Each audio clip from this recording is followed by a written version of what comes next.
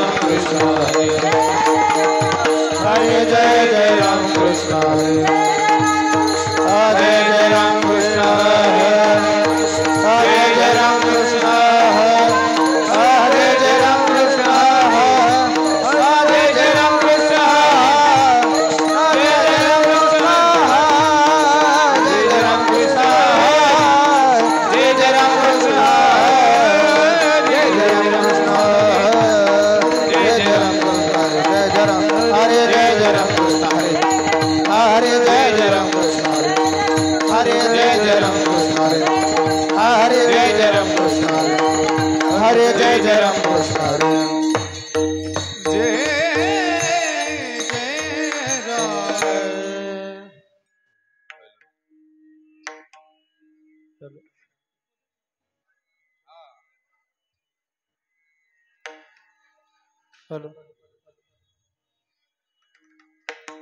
रूप पाहता लोचनी सुख झाले वो साजनी सुख झाले वो साजनी सुख झाले वो साजनी पाहता लोचनी सुख झाले वो साजनी सुख झाले वो साजनी सुख झाले वो साजनी रूप पाहता लोचनी सुख झाले वो साजनी सुख झाले वो साजनी सुख झाले वो साजनी रूप पाहता लोचनी सुख झाले वो साजनी सुख झाले वो साजनी सुख झाले वो साजनी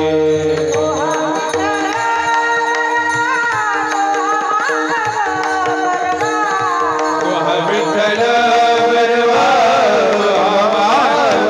बरवा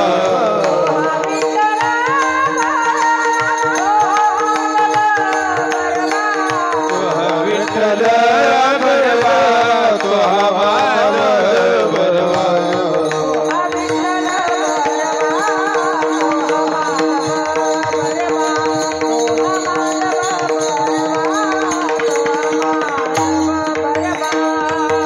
विठ्ठल बरवा माधव बरवा माधव बरवा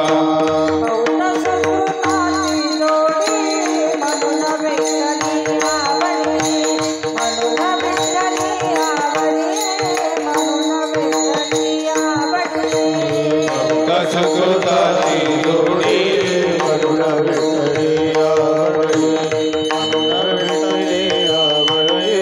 म्हणून विठ्ठली आवडी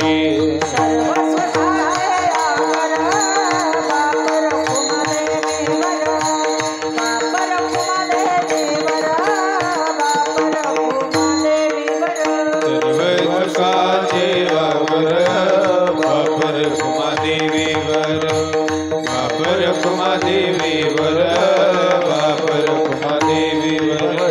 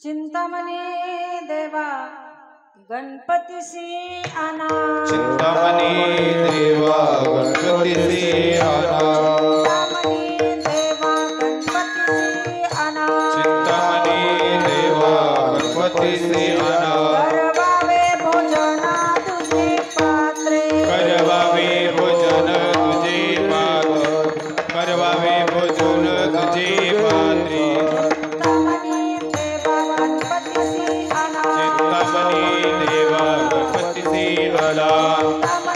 देवा गणपतीसी आना चिंतामणी देवा गणपतीसी आना करवावे भोजना तुझे पात्रे करवावे भोजन तुझे पात्र करवावे भोजन तुझे पात्रे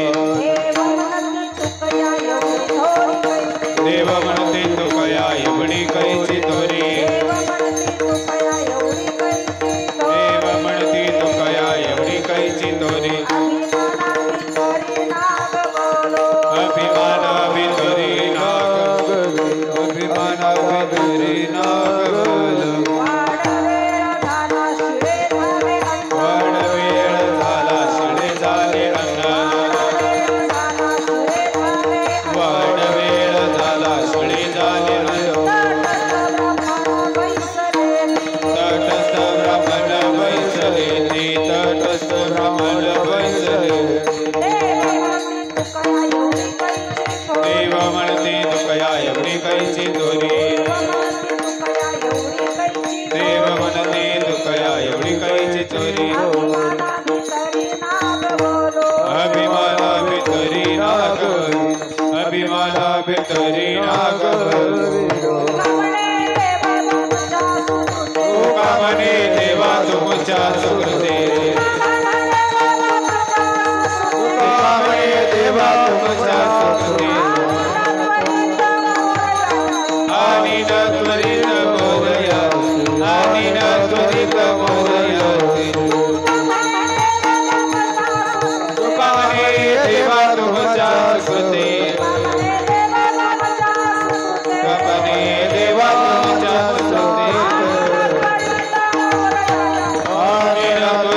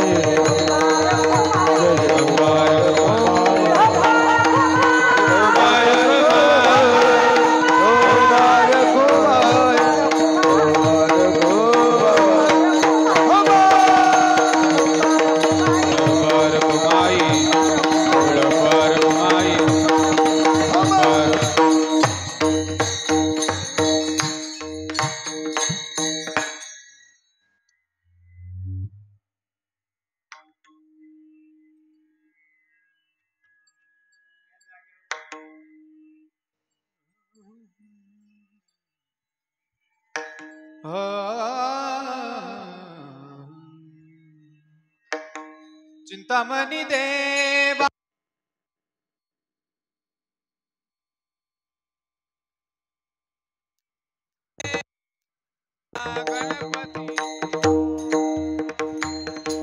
चिंतामणी देवा गणपती आना चिंतामणी देवा गणपती सियाणा चिंतामणी देवा गणपती सियाणा चिंतामणी देवा गणपती सियाणा चिंतामणी देवा चिंतामणी देवा चिंतामणी देवा गणपती सियाणा चिंतामणी देवा गणपती सियाणा करवावे भोजन तुझे पात्री करवावे भोजन तुझे पात्री देव म्हणती तुकाया एवढी कैची थोरी देव म्हणती तुकाया एवढी कैची थोरी करवावे मोजाडा दूधे पात्र करवावे मोजाडा दूधे पात्र देव म्हणती तुकया एवढी कैसी तोरे देव म्हणती तुकया एवढी कैसी तोरे अभिमान भितरी लागवल अभिमान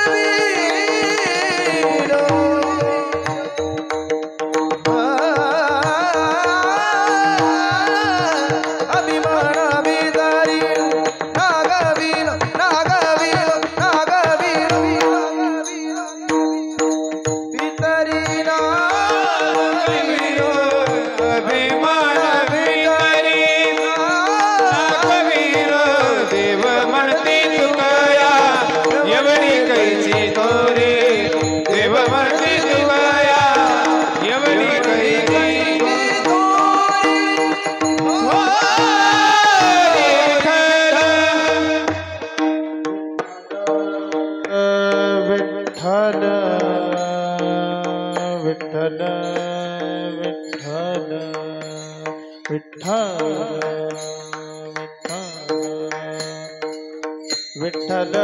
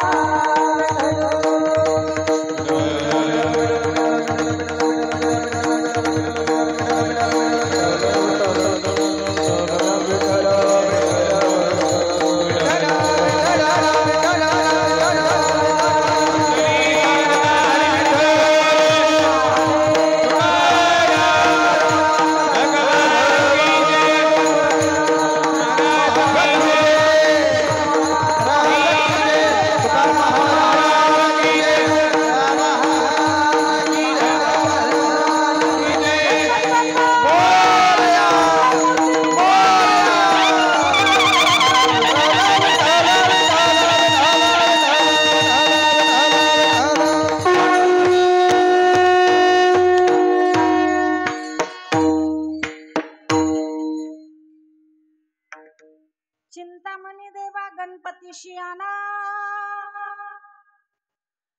चिंतामणी देवा गणपतीशी आणा, करवावे भोजना तुझे पात्री, देव म्हणती तू कया एवढी कैची थोरी, अभिमाना भितरी नागवलो वाड वेळ झाला, शिळे झाले अन्न,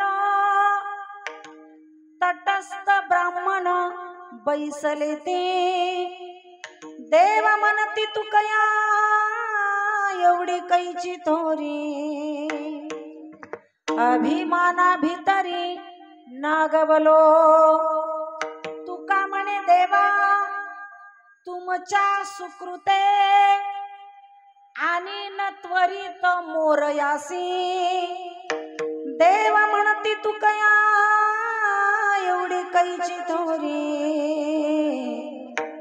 अभिमाना भितरी नागबलो विठ्ठल विठ्ठल विठ्ठल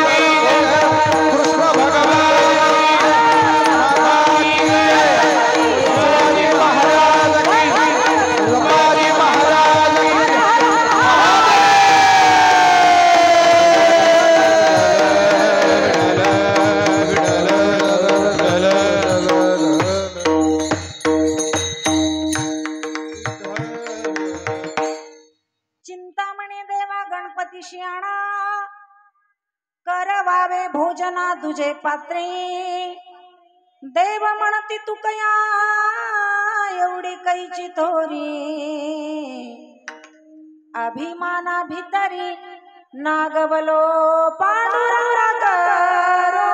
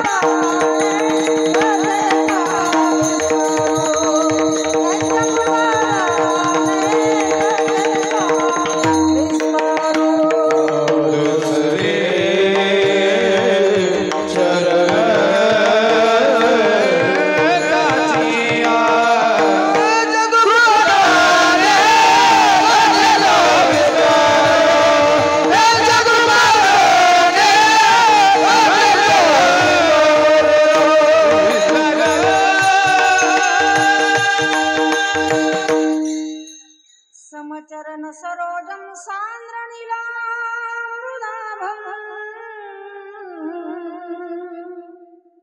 जगननिहित पाणी मंडनम मंडनानम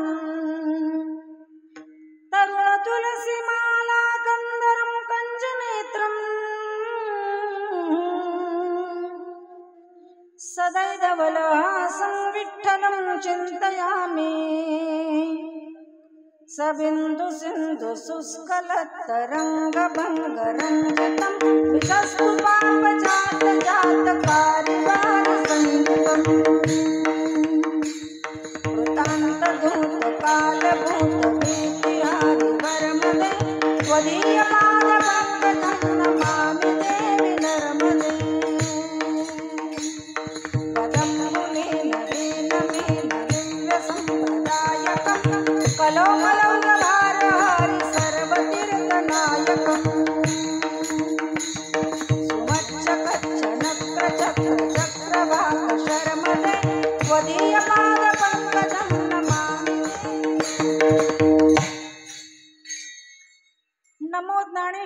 नमो ज्ञानेश्वरा निवृत्ती उदारा सोपण देवा मुक्ताबाई नमो त्रिभुवन पावणी आद्यैत्रय जननी देवाची संपाद्य ज्ञानंच विधाय भक्तिं विलोकितो येन समाधिराजं वैराग्यवन्तं सुविचारयुक्तं नमामि सोगं जयांची केलिया स्मरण होय सकळ विद्यांचे अधिकरण तेची बंधू श्री चरण श्री गुरूंचे ते नमस्कारुण आता मस्तक हे पायावरी या वारकरी संतांच्या चिंतामणी देवा गणपती शियाणा करवावे भोजना तुझे पात्री देव म्हणती तुकया एवढी कैची थोरी अभिमाना भीतरी नागवलो प्रस्तुत प्रसंगी प्राप्त स्थळी चिंतना करता घेतलेला अभंग हा महाराष्ट्राचे भूषण देहूचे महासाधू विश्वगुरु जगतवंद जगश्रेष्ठ श्रीमंत संत श्रेष्ठ श्री तुकाराम महाराजांचा प्रासंगिक प्रकरणात असणारा अभंग गणपती बाप्पाला भोजनाकरता आमंत्रण करूया असं चिंतामणी देवाबरोबर संवाद करणारा 4 चरणाचा गोड असा अभंग चिंतना करता घेतला विठ्ठल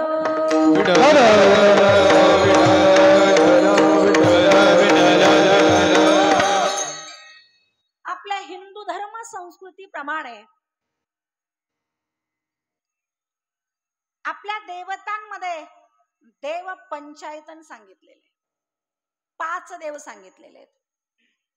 त्या 5 देवतांची महत्वाची पूजा आपल्या हिंदू धर्मानं सांगितलेली. त्यामध्ये पहिली देवता आहे गणपती, दुसरी देवता आहे देवी सूर्यनारायण आहे, भगवान महाविष्णू आहे. या देवतांची पूजा धर्म संस्कृतीने सांगितलेली. त्यामध्ये प्रथम क्रमांकाची देवता आहे भगवान गणपती बाप्पा. त्यामुळं कुठलंही कार्य सुरुवात सुरू करायचं असेल तर ओम श्री गणेशाय नमः असं म्हटल्याशिवाय कार्याची सुरुवात होत नाही. मग ती वास्तुशांती असू द्या, नाहीतर मग शुभ विवाह असू द्या, गणपती बाप्पाला मान दिल्याशिवाय आपल्या कार्याची सुरुवात होत नाही. हा गणराया, हा गणपती बाप्पा याचा उत्सव हिंदू धर्म साजरा करते. गेले कित्येक शतकापासून गणपती उत्सव साजरा करण्याची आपल्याकडे प्रथा आहे. आणि उत्तर सगळ्यांना माहित आहे. ही प्रथा, गणपती उत्सवाची प्रथा कुठून सुरुवात झाली आणि कोणी सुरुवात केली याचं उत्तर मला असं वाटतं कुणालाच माहित नाही, असा कुणीच नाहीये. कुणी केली गणेश उत्सवाची सुरुवात? टिळकांनी केली. अनेक शतकापासून ही सुरुवात केलेली आहे. एवढंच उत्तर आपल्याला सगळ्यांना माहिती आहे. पण लोकमान्य टिळकांच्या अगोदर पासून गणपती उत्सवाची सुरुवात झालेली आहे. हा इतिहास बहुतांश लोकांना माहित नाहीये. तो सांगण्याच्या अगोदर मी तुम्हाला एक प्रश्न विचारते. विशेष करून आज कीर्तनाचं टार्गेट गणपती मंडळ आहे, त्यामुळे बहुतेक प्रश्न त्यांच्याच करताय. तसे बाकीचे बोलले तरी चालतील, पण उत्तर मंडळाकडून अपेक्षित आहे. गणपती बाप्पाची आरती सगळ्यांचीच तोंडपाठ आहे, बरोबर? कुणी रचली ही आरती? गणपती बाप्पाची आरती कुणी रचलेली आहे?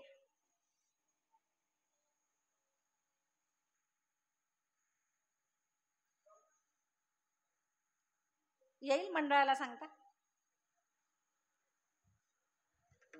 तुम्हाला येईल सांगता? नाही नाही ना. गणपतीच्या आरतीचं शेवटचं चरण म्हणा, त्याच्यातच उत्तर आहे. दास रामाचा वाट पाहे सदना, समर्थ रामनाथ स्वामींनी तयार केलेली आरती आहे. विठ्ठल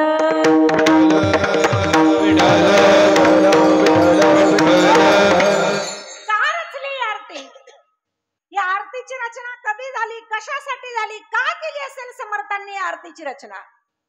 लोकमान्य टिळकांच्या अगोदरचा इतिहास आहे हा. लोकमान्य टिळकांच्या कारकिर्दीपासून 10 दिवस गणपती उत्सवाची सुरुवात झाली. पण टिळकांच्या अगोदर गणपती स्थापन केला, गणपती बसवला, गणपतीची स्थापना केली. तो गणपती होता 5 महिन्याचा. आता 10 दिवस जड जातात आम्हाला, पण टिळकांच्या अगोदर समर्थांनी जी गणपतीची स्थापना केली, किती महिन्याची होती? 5 महिन्याचा गणपती होता. कधी बसवला? भाद्रपद शुद्ध चतुर्थीला बसवला. आणि त्या गणरायाचं विसर्जन कधी केलं? माघ शुद्ध पंचमीला. 5 महिन्याचा गणपती बसवला. का बसवला असेल? कशासाठी बसवला? काय कारण होतं त्याच्या पाठीमागे? त्याच्या पाठीमागे कारण होतं स्वराज्याची स्थापना करणारे आपल्या राज्याचे सगळ्यांचे लाडके राजे छत्रपती शिवाजी महाराज स्वराज्य स्थापन करण्याकरता लढाया करू लागले. किल्ल्यावर किल्ले जिंकत गेले. स्वराज्य स्थापन व्हावं, स्वतःचं राज्य स्थापन व्हावं, जिथं लोकांचंच हित व्हावं, लोकांचंच कल्याण व्हावं आणि लोकांचंच राज्य असावं, याच्या करता स्वराज्य निर्माण करायचं होतं राजांना. सगळे सैन्य एकत्रित केलेले आणि राजे लढाया करू लागले. पण रायगड पण जिंकला. स्वराज्याची स्थापना होत आलेली होती आणि हे मात्र आदिलशाहीला सहन नाही झालं. पायापासून स्वराज्य उखडून टाकायचं होतं. म्हणून आदिलशाहचा असणारा भरभक्कम असा त्यांचा लढाई योद्धा अफजल खान हा स्वराज्यावर स्वारी करून आला, चाल करून आला. तो स्वराज्यावर त्यानं स्वारी केली, चाल केली, आक्रमण केलं ते जून महिन्यामध्ये.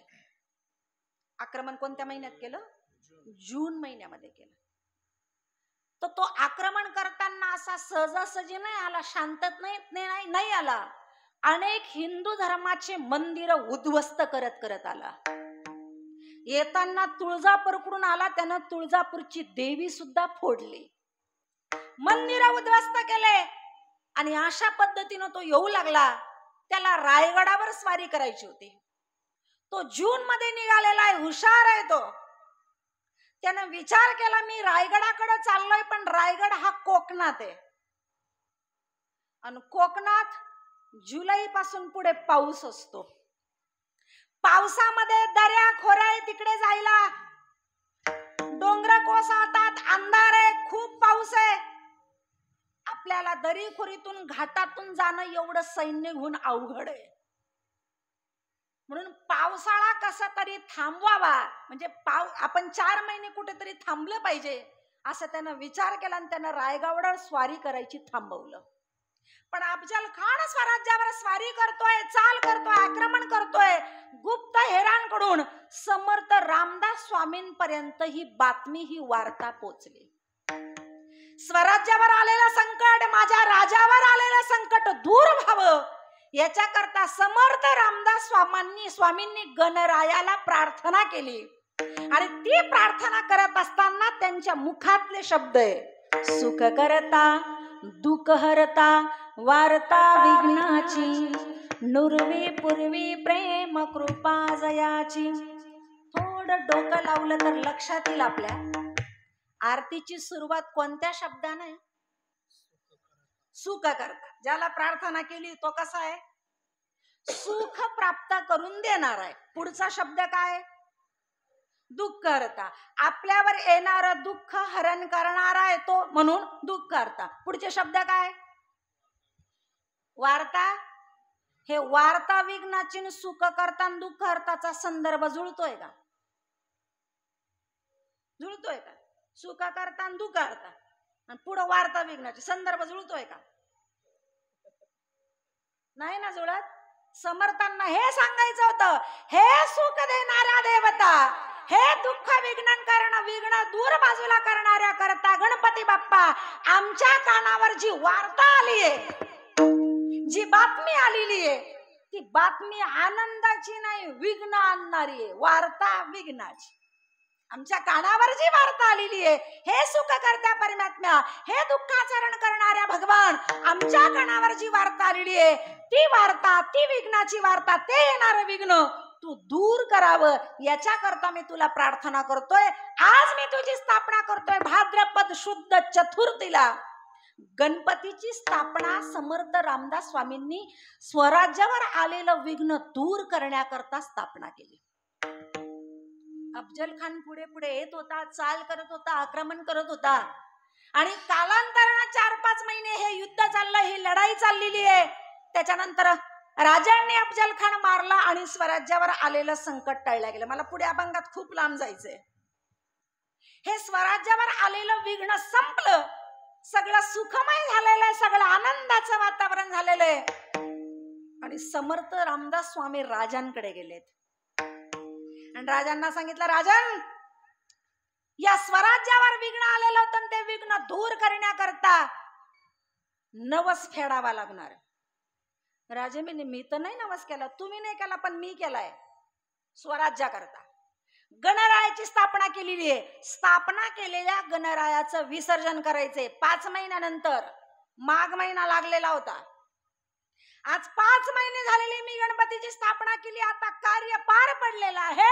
गणरायाचं विसर्जन करायचंय, त्याच्याकरता प्रसाद करायचा, उत्सव करायचाय. 11 मूठ धान्य द्या. किती?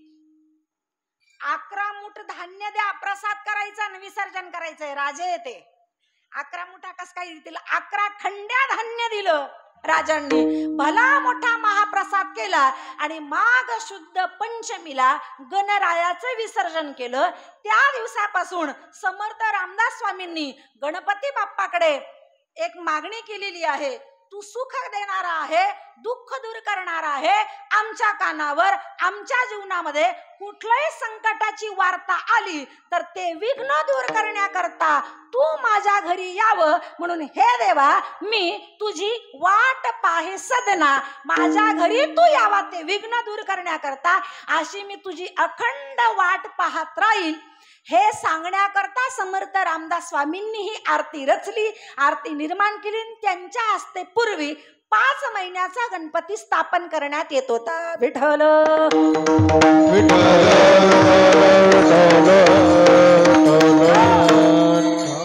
समर्थ रामदास स्वामी नंतर पुन्हा स्वराज्याला आनंद मिळावा, सुखमय जीवन सगळ्यांचं व्हावं, याच्याकरता सगळे एकत्रित आले पाहिजे, विचार विनिमय सगळ्यांची जुळले पाहिजे, म्हणून लोकमान्य टिळकांनी सगळा समाज एकत्रित केला. तो एकत्रित राहावा याच्याकरता सार्वजनिक उत्सव जर केले तर सगळे एकत्रित येतात. नाही तर मग रोज आपण आपल्या घरी आहेच. पण या 10 दिवसाच्या निमित्तानं, सप्ताह असेल तर 8 दिवसाच्या निमित्तानं, भगवती देवीचं जर स्थापना असेल तर त्या सार्वजनिक उत्सवाच्या निमित्तानं आपण एकत्रित येतो. एकत्रित आल्यानंतर एकमेकांच्या विचारांची देवाणघेवाण होते. समाजाकरता एक विशिष्ट कार्य आपल्याला करता येतं. या माध्यमातून सार्वजनिक उत्सव घडावे म्हणून लोकमान्य टिळकांनी गणपती स्थापना केली. पण 5 महिन्याचा गणपती 5 महिने या गणरायाला देण्याकरता आपल्याकडे वेळ नाही, म्हणून 10 दिवसाचा गणपती स्थापन केलं. काय अडचण आहे? 10 दिवसाच्या गणपतीला काय अडचण आहे? पण लोकांना ती 10 दिवसाची पण अडचण वाटू लागली. काही काही लोक 7व्याच दिवशी निरोप देतात, काही काही 5व्याच दिवशी देतात, काही काही 3ऱ्याच दिवशी देतात, आणि काही काही 1.5 दिवसातच देतात. मग बसवतात कशाला? आमच्या तिथे एक शेजारी घर आहे, ते 3ऱ्याच दिवशी गणपती विसर्जन करतात. आता पहिल्याच दिवशी तेवढं डेकोरेशन करायला वेळ जातो, आणि ते 3ऱ्याच दिवशी सगळं काढून टाकायचं, आणि लोकांचे गणपती तसेच मंडपात बसलेले, घरात बसलेले, आणि यांचं वाजत गाजत नदीकडे जात राहत होतो गणपती. त्यांना विचारलं, म्हणलं असं का बरं? ते म्हणे, अहो आरती करायलाच टाइम नाही राहत. आरतीला वेळ किती लागतो? आमच्याकडे तेवढा वेळ नाही, पहिली गोष्ट. आणि दुसरी गोष्ट, मग ते गणपती जवळ येतं सगळं खाणं पिणं बंद होतं. म्हणून म्हणजे आता देवाची सुद्धा आपल्याला आपल्या जीवनात अडचण वाटू लागली, याच्यापेक्षा मोठं दुर्दैव आहे काय? हिंदू म्हणलं आपण स्वतःला. विठ्ठल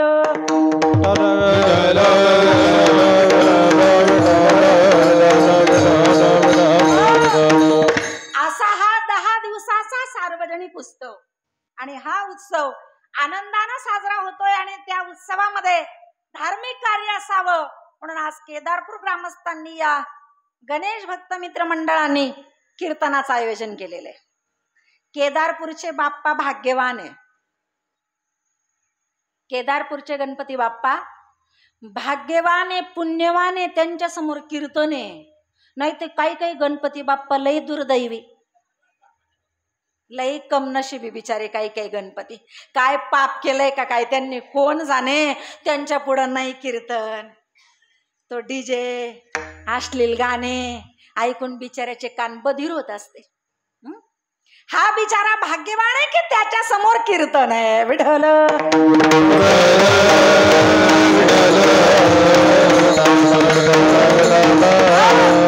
या गणरायापर्यंत आपल्याला आपला निरोप द्यायचा आहे.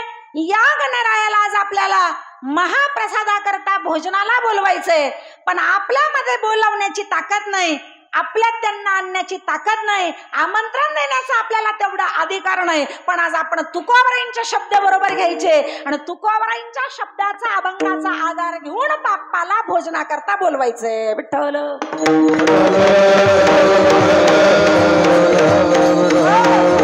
जगद्गुरु तुकोबारायांचा प्रासंगिक प्रकरणातला हा अभंग आहे.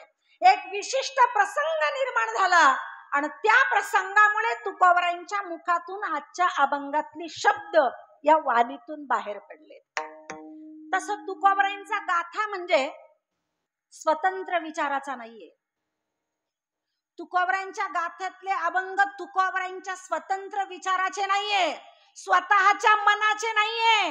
तुकोबारायांचे शब्द आहे ते म्हणतात जी अभंग रचना झाली आहे ती माझ्या मनाने नाही झाली, मनात आलं लगेच अभंग रचला असं नाही झालं. ही अभंगाची रचना माझ्याकडून घडली, ती देवाच्याच आज्ञेने घडले. प्रमाण आहे तुकोबारायांचं भूपाळी प्रकरणामध्ये. तुका म्हणे माझी कोणी वदविले वाणे,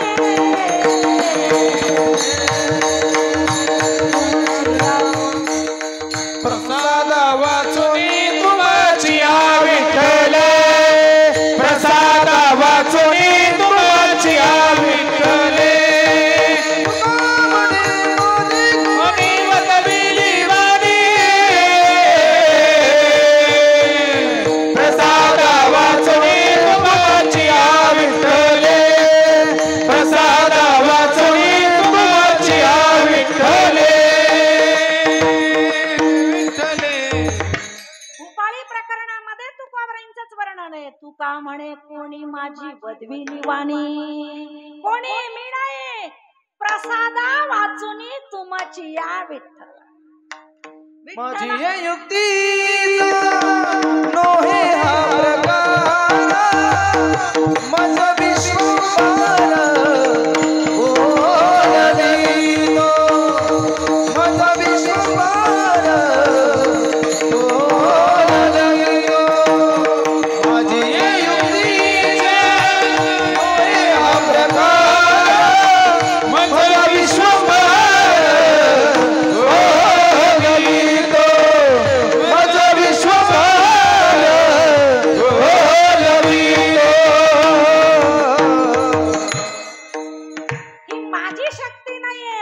विश्वंभर बोलवितो. तो मला बोलवतोय, तो मला बोलायला सांगतोय. त्यानं आज्ञा केली तेव्हा अभंगाची रचना झाली. पण आज्ञा कधी केली? देवानं तुकोबारायांना आज्ञा कधी केली? आपल्याला थोडं मागं जावं लागेल, थोडं नाही चांगलंच मागं जावं लागेल. सगळी संत मंडळी पंढरपूरला आलेली आहे. एकादशीच्या दिवशी आलेले आहेत, वारीला दर्शन झालेलं आहे. सगळी संत मंडळी वाळवंटात बसलेली आहे. आणि वाळवंटात बसल्यानंतर सगळे संत मंडळींच्या चर्चेचा विषय पांडुरंगच आहे. आणि ते म्हणतायत आपलं आराध्य देव भगवान पंढरीश परमात्मा आहे. मग जर आपलं कुलदैवत जर पांडुरंग परमात्मा आहे तर या भगवंताचे गुणानुवाद झाले पाहिजे, भगवंताचे गुण गायले पाहिजे, भगवंताचं चरित्र रचलं पाहिजे. तर कुणीतरी म्हटलं त्या संत मंडळीमध्ये सत्संगामध्ये, अहो पूर्वी त्रेतायुगामध्ये भगवंताचं चरित्र वर्णन करणारे वाल्मिक ऋषी आहे, ज्यांनी भगवंताचं चरित्र गाताना रामायण नावाचा ग्रंथ तयार केला. किती श्लोक आहेत त्याच्यात रामायणात? शतकोटी, 100 कोटी श्लोकांचं रामायण त्रेतायुगामध्ये वाल्मिक ऋषींनी लिहिलंय. त्या चर्चेमध्ये नामदेव महाराज पण होते. त्यांनी हे ऐकलं. मग वाल्मिक ऋषी कोण आहे त्यांचा इतिहास चर्चेत निघाला. तर कुणीतरी म्हणे अहो पहिले ते दरोडेखोर होते, लुटारू होते. थोडा सत्संग झाला, साधूची संगत घडली आणि वाल्याचा वाल्मिक झाला आणि केले रामायण. हे सगळं नामदेव महाराजांच्या डोक्यात फिट बसले. एक दरोडेखोर वाटपाड्या जर 100 कोटी श्लोकाचं रामायण लिहू शकतो, मी तर वाल्यानी, मी तर भक्त आहे देवाचा. स्वतःला दोष देऊ लागले, मी एवढा भगवंताचा लढीवाळ भक्त आहे, पण माझ्याकडून देवाचं चरित्र गायल्या गेलं. खंत वाटली, दुःख वाटलं. आणि त्याच वाळवंटामध्ये नामदेव महाराजांनी प्रतिज्ञा केली, जर वाल्मिक ऋषी तो वाल्या 100 कोटी श्लोकाचं रामायण त्या चरित्र जर भगवंताचं वर्णन करू शकतो तर मी भगवंताचा लेडीवाळ भक्त आहे. मी सुद्धा देवाचं चरित्र 100 कोटी अभंगांमध्ये मी सुद्धा त्याची रचना करेल अशी प्रतिज्ञा नामदेव महाराजांनी केली. विठ्ठल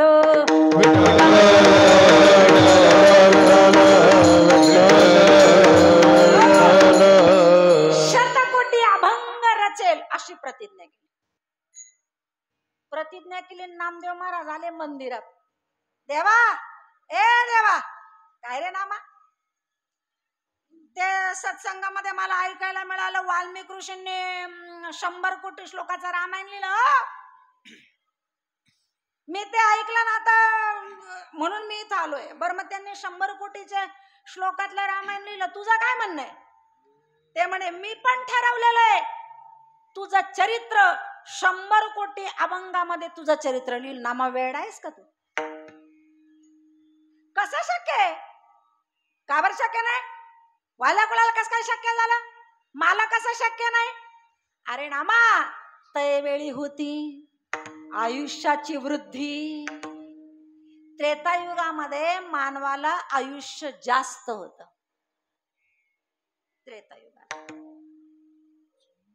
त्रेतायुगात आयुष्य जास्त आहे त्याच्यामुळे त्यांच्याकडे वेळ खूप होता.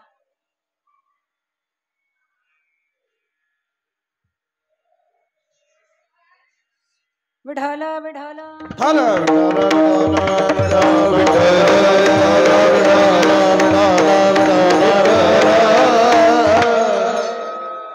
सत्ययुगामधल्या माणसांना आयुष्य होतं 1,00,000 वर्षाचं.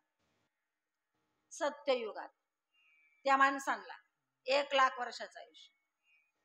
सत्ययुग गेला पुढे त्रेतायुग आला आणि त्रेतायुग आल्यावर 1,00,000वरचा 1 शून्य कमी झाला. किती राहिले? 10,000. त्रेतायुगामध्ये मानवाला आयुष्य मिळालं 10,000 वर्षाचं. त्रेतायुग गेला पुढे द्वापारयुग आला आणि द्वापारयुग आल्यावर 10,000वरचा 1 शून्य कमी झाला. किती राहिलं?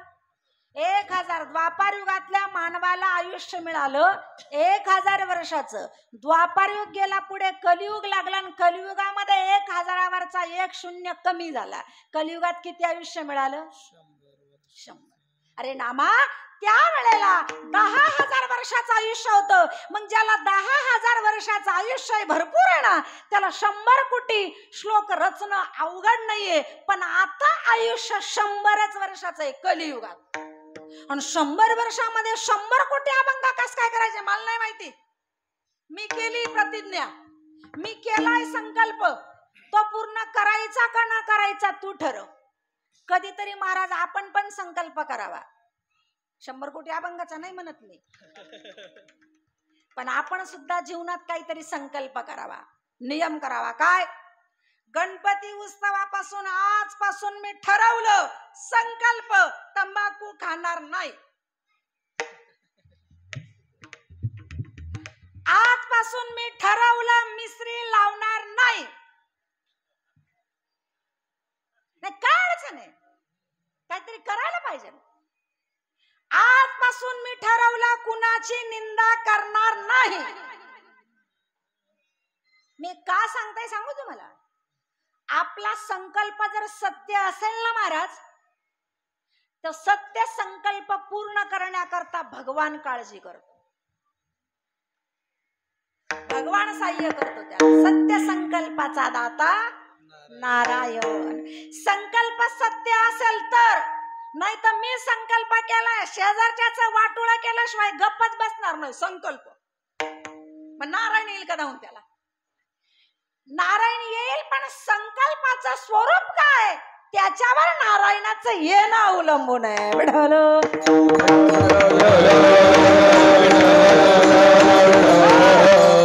संकल्प योग्य असेल तर परिस्थिती कसं असू द्या भगवान आपला संकल्प पूर्ण करतो. जरी राहोधी राजे पाहे जरी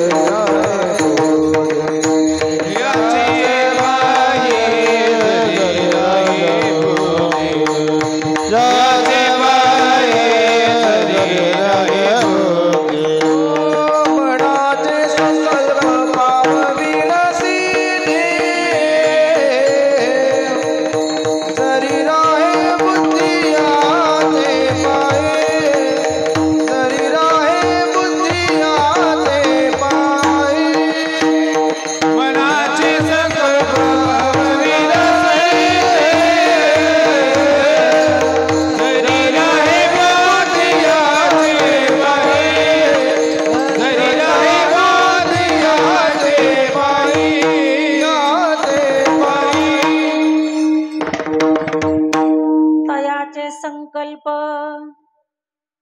सिद्धीला जातील त्याचे. त्याचे म्हणजे कुणाचे? उत्तरार्थ काय?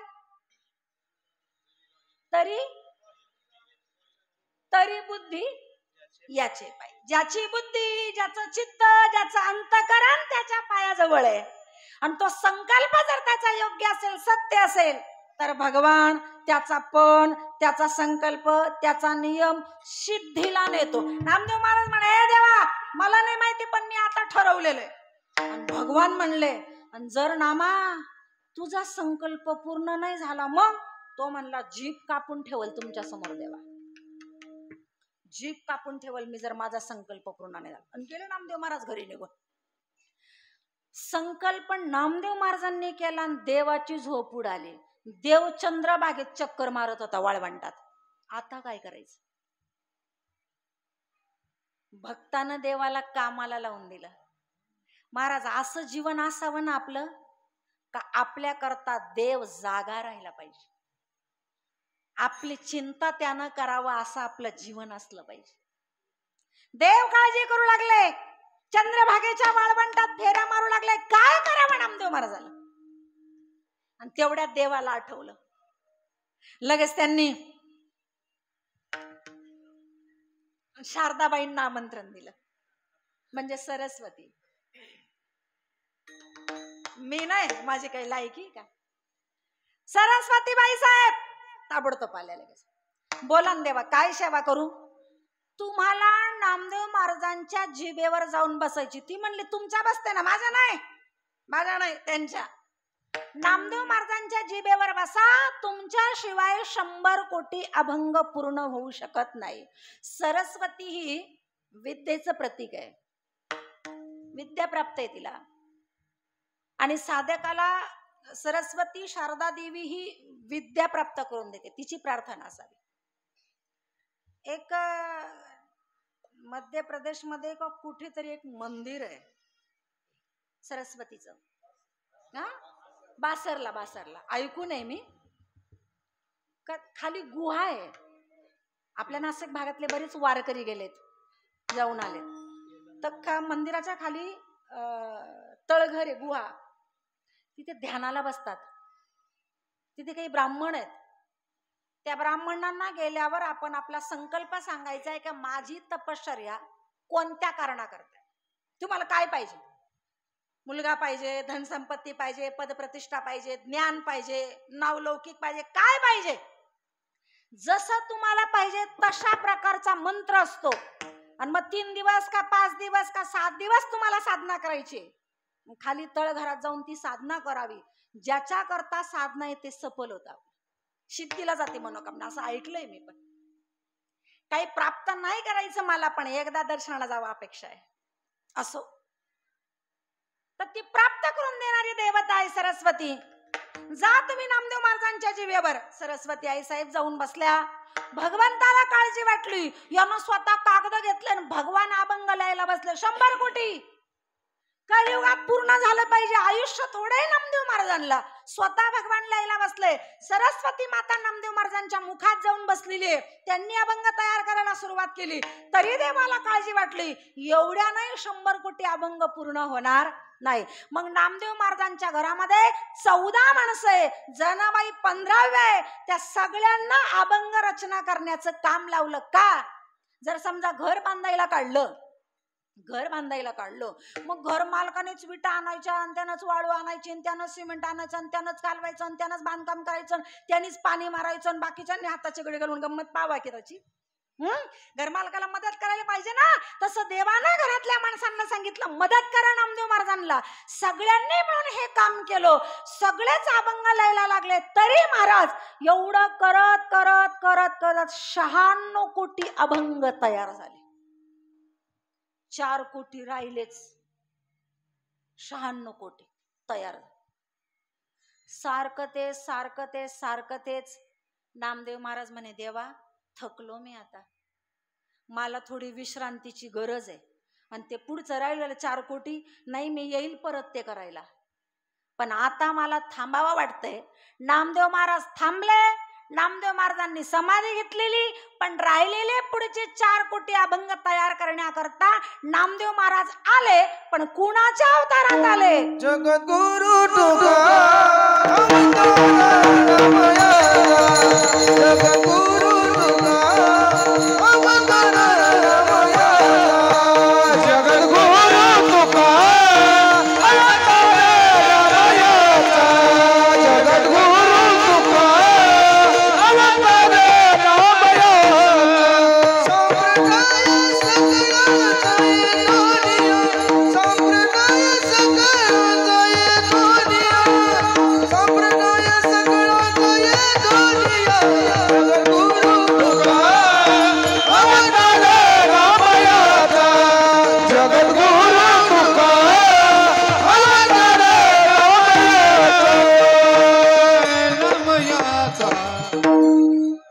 जगद्गुरु तुका अवतार नामयाचा. नामदेव महाराजांनीच ते अभंग पूर्ण करण्याकरता अवतार घेतला. अवतार घेतला म्हणजे कसा घेतला? नामदेव महाराजांनी समाधी घेतली, तुकाराम महाराजांचा अवतार झाला, आणि तुकाराम महाराजांचा अवतार झाला, लहानचे मोठे झाले आणि लगेच परमार्थाला लागले, असं नाही झालं. तुकाराम महाराज प्युअर व्यापारी होते. असा प्रपंच केला तुकाराम महाराजांनी. तेव्हा तुकाराम महाराज देवदेव नव्हते करत. ते जिजाबाई म्हणे चांगला प्रपंच चालला होता, मागून ना बाबा काही येड्यावानी करायला लागला काय माहिती म्हणे. विठ्ठल विठ्ठल विठ्ठल सगळं संसाराच्या व्याप सोडून दे. आधी तुकाराम महाराज प्युअर व्यापारी.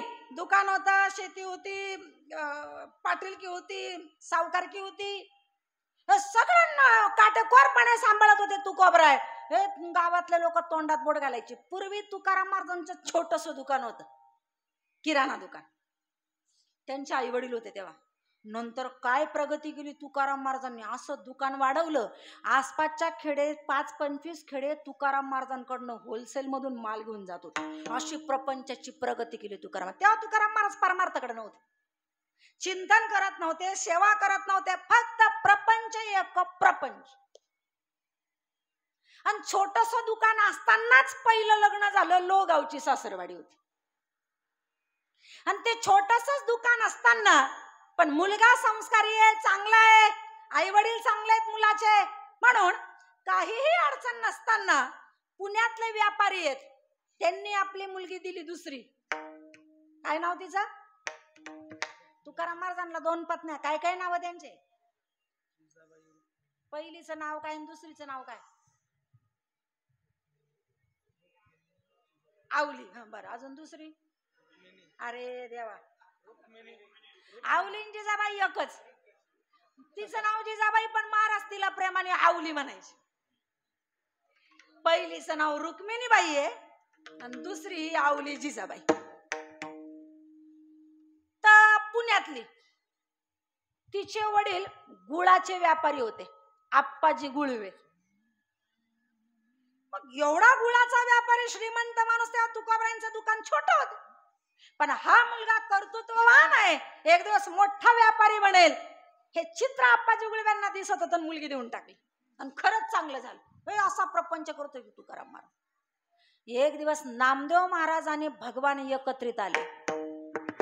नामदेव महाराज म्हणे, देवा काय प्रपंच करायला पाठवलं का तिथं? असा प्रपंच फुलवलाय तुकोबांनी, त्या कामाकरता पाठवलंय का त्यांना? पुढचं 4 कोटीचं काय अभंगाचं म्हणते मी. 4 कोटी अभंग पूर्ण करायचं, त्याचं काय?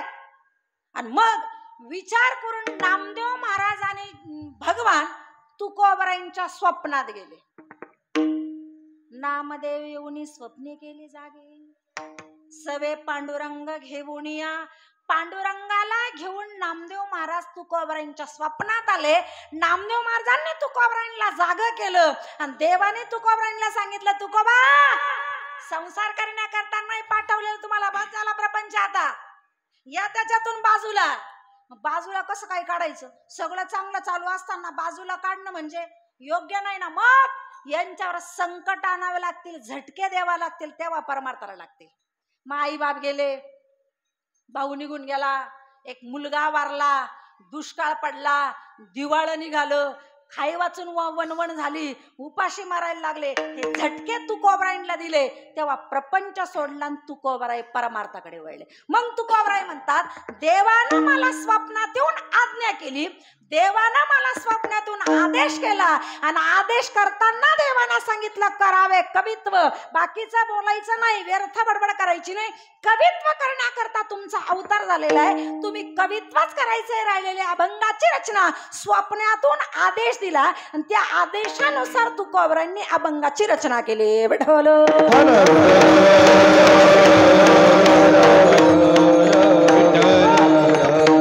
पण अभंगाची रचना करता करता मध्ये मध्ये काही प्रसंग तुकोबरायांच्या समोर उभे राहू लागले.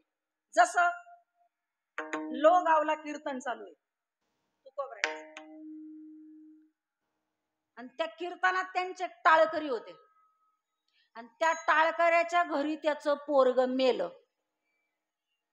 त्या बाईनं मेलेलं पोरग उचललं आणि कीर्तनात आणून ठेवलं. आता हे काही देवाच्या आदेशानं झालं का? हे देवाच्या आज्ञेने झाला. हा प्रसंग अचानक तुकोबरायांच्या समोर उभा राहिला. असे काही प्रसंग आहेत तुकोबरायांच्या जीवनातले, ते प्रासंगिक अभंग तुकोबरायांनी तयार केलेत, रचलेले. तर ते पोरग मेलं आणि ते मेलेलं पोरग आणून कीर्तनात तिनं ठेवलं. सांगितलं, तुकाराम बाबा, तुमच्यामुळे पोरग मेलं माझं. ती म्हणे, माझं काय समज, मी तर इकडे कीर्तन करतो, माझ्यामुळे कस काय पोरग मेलं? आपण तुमच्या कीर्तनात या पोराचा बापू बायना टाळ घेऊन तुमच्याच माग रोज टाळ कुठत फिरायचं, घरी लक्ष आहे का? पोरग आजारी, त्या आजारपणामध्ये पोरग मेलं, तुमच्याच कीर्तनामुळे पोरग मेलं. आणि मग तिथं देवानं तुकोबरायांनी देवाला विनंती केली, देवा, हे असं जर कीर्तनात घडू लागलं तर पुढे लोकांचा परमार्थावर, तुझ्या नावावर, या भक्तीवर विश्वास राहील का? भक्ती करणाऱ्याच्या जीवनामध्ये जर असं घडत असेल तर लोकांचा विश्वास राहणार नाही. म्हणून देवा, तुझ्या करता काय अशक्य? निर्जीवाचे तना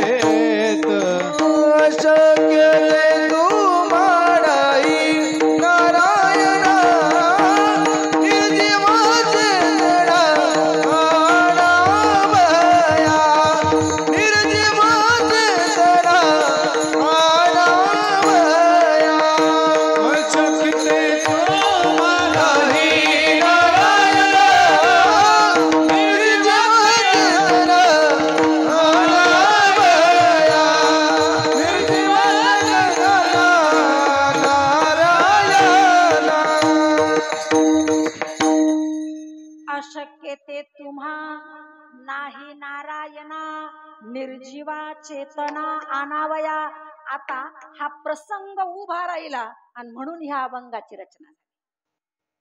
म्हणजे हे देवाच्या आदेशाने नाही झालं मुलगा मेलं, हे अचानक प्रसंग तुकोबरायांच्या जीवनात समोर उभा राहिला. जसा प्रसंग उभा राहिला तसे अभंग काही काही तुकोबरायांनी रचले.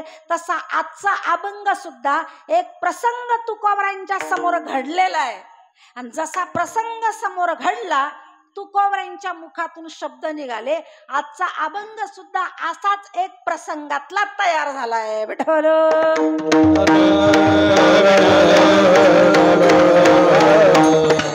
काय प्रसंग आहे ऐका. चिंचवडला गणपती बाप्पाचे उपासक आहे, त्यांचं नाव आहे चिंतामणी. खूप भक्त होते देवाचे, ते मनापासून सेवा करत होते.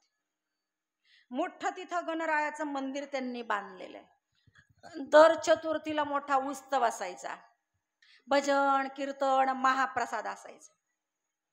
आणि त्यांच्या कीर्तीमुळे, त्यांच्या कार्यामुळे बराच समाज त्या तिथे जमा झालेला होता, ओढला गेला होता. भक्तीच नाही, थोड्याशा काही विद्याही चिंतामणी देवांना प्राप्त होत्या. कोणाचं जनावर हरवलेलं असेल ते सापडून देणं, गाईला दूध येत नसेल अंगारा देणं, काही मंत्र टाकणं, अशा या कार्यांमुळे, या लीलेमुळे, कलेमुळे म्हणा, त्यांच्या विद्येमुळे म्हणा, थोडी समाजात त्यांची चर्चा होती, नाव लौकिक होता, आणि त्यामुळं समाज त्यांना जोडला गेलेला होता. तो सगळा समाज चिंतामणी देवांमुळे चतुर्थीच्या दिवशी चिंचवडला गणरायाच्या आराधने करता यायचं. एक दिवस चिंतामणी देवांनी विचार केला, बाकीचा समाज इकडे आपल्याकडे वळालाय, पण या समाजामध्ये एक वारकरी पण पंथ आहे. वारकरी पण आपल्या मंदिराकडे आकर्षित झाले पाहिजे, आपल्या कार्याला आले पाहिजे, आपल्या कार्यात सहभागी झाले पाहिजे. वारकरी संप्रदाय फार मोठा आहे, तो जर आपल्याला इकडे जर आला तर आपल्या या कार्याचं खूप मोठं स्वरूप होईल, असं चिंतामणी देवांना वाटलं. सगळ्या वारकऱ्यांच्या घरी आपण जाऊ शकत नाही, मग सगळे वारकरी ज्यांना जोडले गेले त्या एकट्याला जर आपण इकडे खेचलं तर त्यांच्याबरोबर सगळा भक्त परिवार आपल्याकडे येईल. मग या सगळ्या वारकऱ्यांना आपल्याजवळ ओढून ठेवणारा एकच भक्त आहे, तुकाराम महाराज देवगावात. त्यांना आपण चतुर्थीचं आमंत्रण देऊ. म्हणून जगद्गुरु तुकाराम महाराजांना आमंत्रण दिलं, आपण चतुर्थीच्या उत्सवाला चिंचवडला यावं.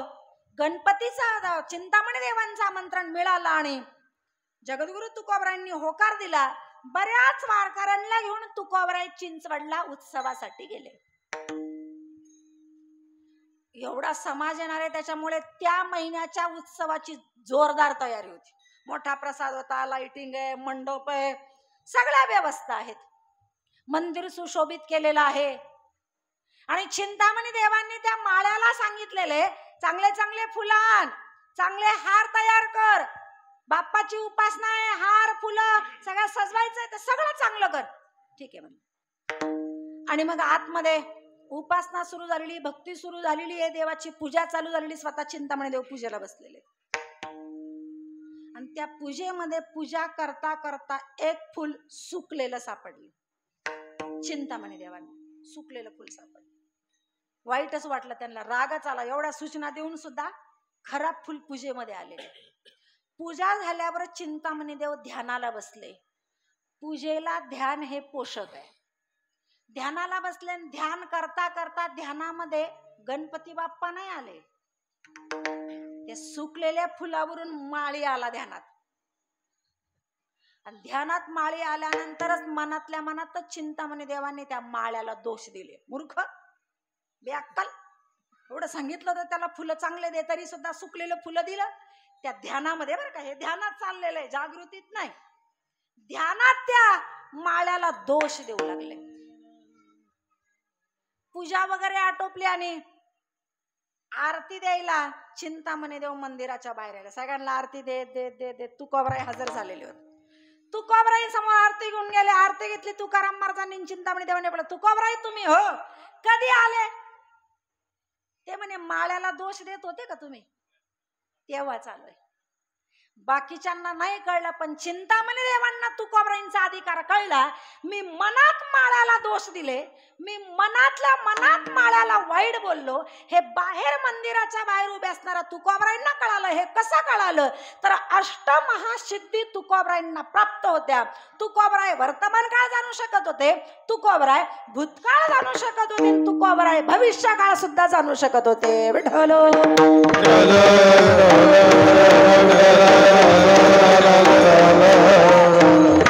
आरती झालेली आहे, हातावर प्रसाद वाटलेला आहे.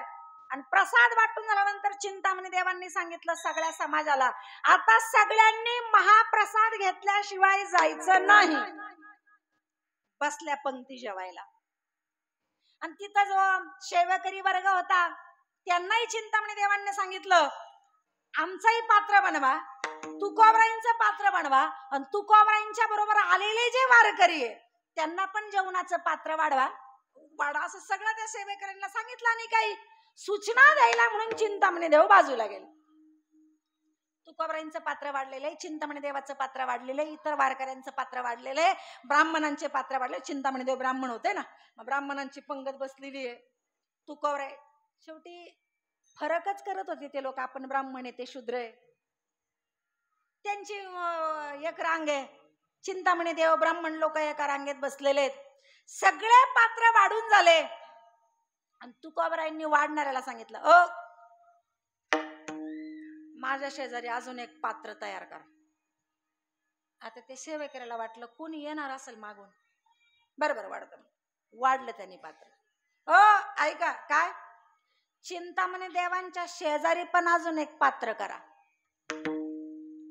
तो वाडे करू म्हणे बहुतेक अजून कोणी ब्राह्मण देवता येणार असते.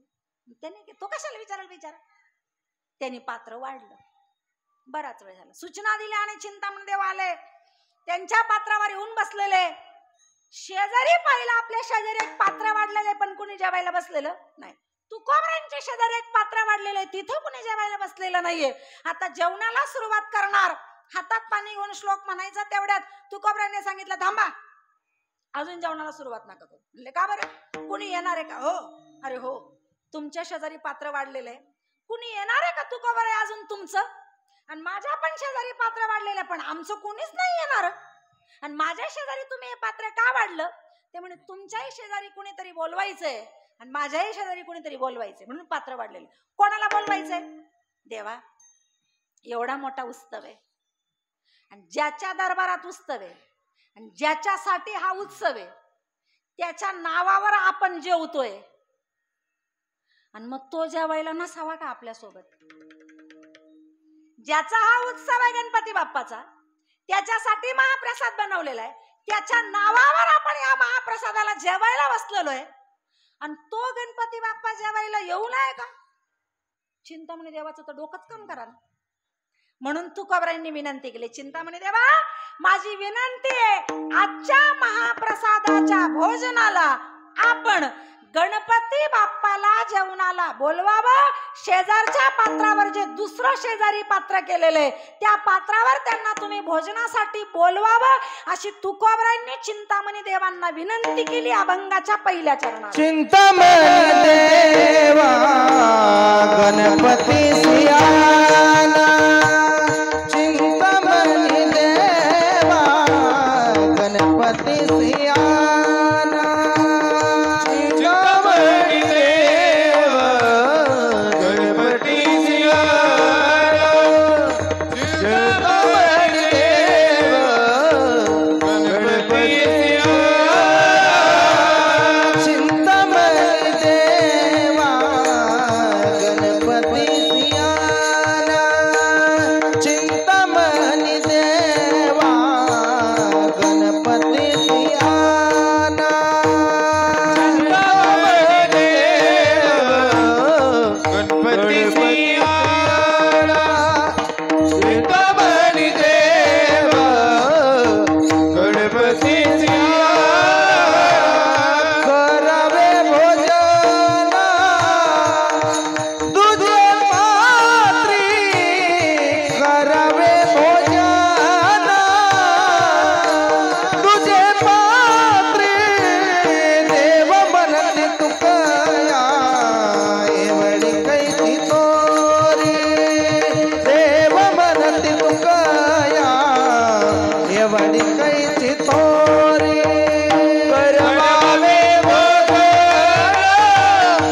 तुझे पात्री, करवावे भोजना तुझे पात्री, देव म्हणते तुकया एवढी कैची तोरी, देव म्हणते तुकया एवढी कैची तोरी,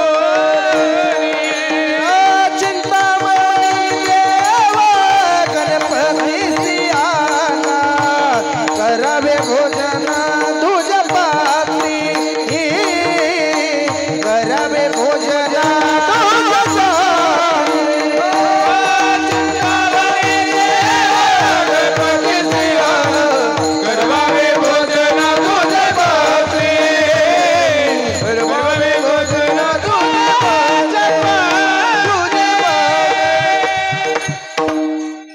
चिंतामणी देवा गणपतीशी आणा, करवावे भोजना दुजे पात्री.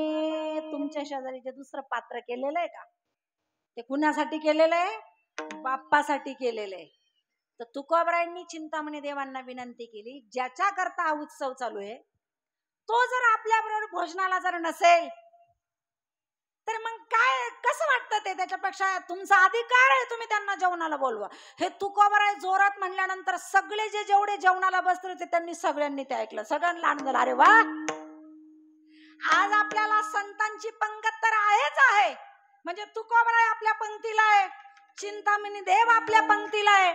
नुसती आपल्याला संतांचीच पंगत नाही, तर आज संतांबरोबर प्रत्यक्षात देवाची सुद्धा पंगत भेटणार आहे. सगळ्याच लोकांना आनंद झाला. सगळे लोक जेवणाचे थांबले, सगळेच बसले वाट बघत. बोलवा म्हणले गणपती बाप्पाला जेवणा करता. आता चिंतामणी देव विचार करायला लागले, गणपती बाप्पाला जेवणा करता बोलवायचं, एकतर आपल्याला बोलवता येईल का, आणि बोलवलं तरी गणपती बाप्पा येतील का, अशी चिंतामणी देवांना वाटू लागली. ही चिंता आपल्या अंतःकरणात निर्माण झाली. ही तुकोबरायांना कशी सांगणार आहे आपण? बरं म्हणले, आमच्या शेजारी जे पात्र बनवलेलं आहे ते गणपती बाप्पाचं बनवलेलं. हो, तुमच्या शेजारी पात्र बनवलंय ते कुणासाठी? म्हणले पांडुरंगा करतो. पांडुरंग आमचा आराध्य आहे. तुम्ही गणपतीचे उपासक आहात, आमच्याकडे भेदभाव नाहीये, आम्ही गणपतीला मानतोच. तुकोबराय म्हणले, पण आमचा आराध्य भगवान पांडुरंग परमात्मा आहे, तो जेवायला येणार आहे. मात्र आमचा आराध्य आमच्या बरोबर जेवायला आहे, तर तुम्ही रात्रंदिवस ज्याची सेवा करताय तो नको का तुमच्या सोबत जेवायला? म्हणून तुम्ही त्यांना बोलवा. तुमच्या बोलवण्यानं आज ते जेवणाला जर आले तर आज सगळ्यांना आनंद होईल, सगळ्यांना सुख होईल, पुण्य निर्माण होईल, भगवंताचं दर्शन आपल्याला होईल. म्हणून देवा तुम्ही त्यांना जेवणा करता बोलवा. शेजारी पात्र बनवलेलं आहे तिथं त्यांना जेवायला बसवा. चिंतामणी देव विचार करू लागले, कसं बोलवायचं देवाला? त्यांनी आपली कबुली दिली. तुकाराम महाराज, एवढ्या वर्ष झाली मी परमार्थ करतोय, भक्ती करतोय, देवाची पूजा करतोय, पण गणपती बाप्पाला जेवणाला बोलवावं एवढी माझी भक्ती सफल झालेली नाही, पूर्णत्वाला आलेली नाही. तुमचा अधिकार, तुम्ही पांडुरंगाला बोलू शकतात, पण मी गणपती बाप्पाला बोलू शकत नाही. तुकोबराय, माझी एवढी मोठी महती नाहीये, मी देवाला बोलवू शकत नाही. का? गणपती बाप्पाला बोलवावं एवढा अधिकार नाही, कारण तो अधिकार अभिमानानं घालवलेला आहे. अभंगाचं दुसरं चरण. देवा म्हणते तुकया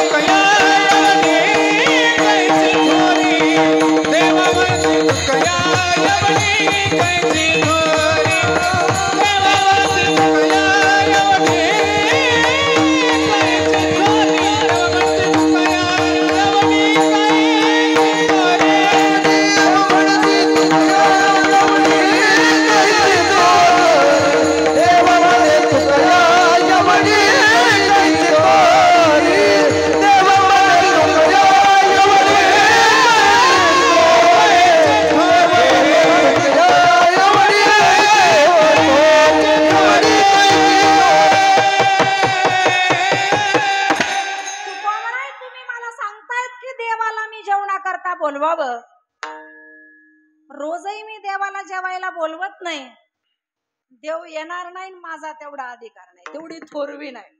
मग मग देवाला जेवायला न बोलवता आपण जेवायचं रोज, चूक आहे. ज्याच्या सत्तेनं आपण खातोय, जे खातोय ते आपण त्याला पण दिलं पाहिजे. स्वयंपाक आपण बनवतो, जे असेल ते देवाला रोज नैवेद्य दाखवावा, देवासमोर नैवेद्य न्यावा. जेवण करताना देवाचं स्मरण करून जेवण करावं, श्लोक म्हणावा, ताटाला पाणी फिरवावं, देवाचं चिंतन करून भोजन करावं. का बरं असं? का बरं?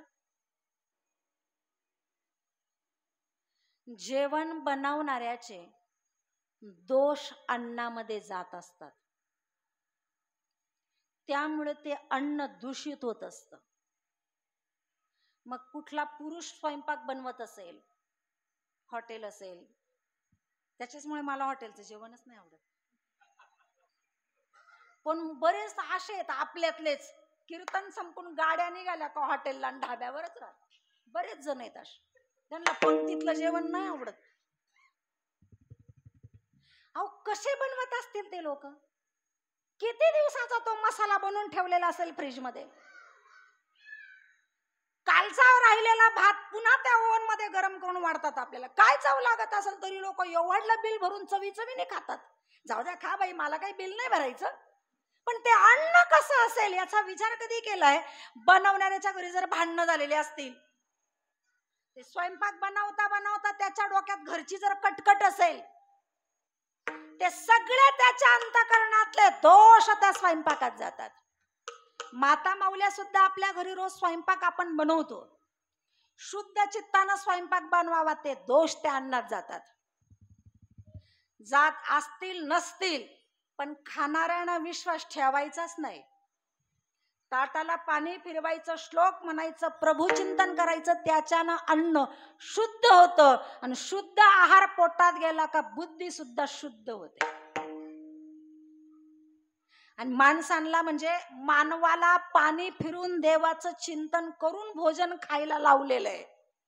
कारण जनावर काय पाणी फिरवत, जनावर काय श्लोक म्हणती, बरेच जनावर आहेत असे, बरेच जनावर आहेत असे का जे श्लोक म्हणती नाही, ताटाला पाणी फिरवती नाही, पण मानव मात्र जे माणसं असतील, ताटाला पाणी फिरवावं, श्लोक म्हणावा, प्रभू चिंतन करावं. नाही आलं तर रामकृष्ण हरी म्हणावं, विठ्ठल म्हणावं, कृष्ण जे म्हणता येईल तुम्हाला, ओम नमो भगवते म्हणावं. ते अन्न शुद्ध होतं आणि शुद्ध अन्न आपल्या पोटात घालावं. म्हणून तुकोबराय सांगतात, हे शुद्ध अन्न व्हावं.